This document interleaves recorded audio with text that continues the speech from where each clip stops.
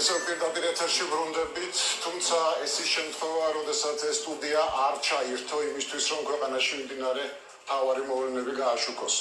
მე მინდა რუსთავიორის სახელით ერთი მნიშვნელოვანი განცხადება გავაკეთო. გვერდს მოგეთ. ამ გადაწყვეტილების მიღება არ იყო ადვილი ჩვენთვის.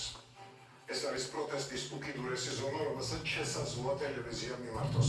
თუმცა ჩვენ დღეს სხვა გამოსავალი არ დავიტოვეს. ჩვენი დუმილით, ჩვენ შევეცდებით ხმა ყველას მოგაწვდინოთ. დღეიდან, უფრო ზუსტად კი ამ წუთიდან, რუსთავიორი გადადის საპროტესტო მოხსნებაზე. ყველას გელოდებით კვირას 3:30-ზე რუსთაველზე პარლამენტის შენობის წინ. ერთად დავიცვათ რუსთავიორი და სიტყვის თავისუფლება.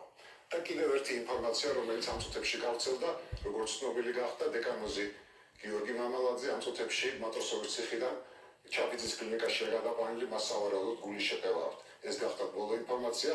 მე კვირამდე გევშვიდობებით ერთმანეთს, შევხვდებით რუსთაველზე 3:30-ზე. ნახვამდის.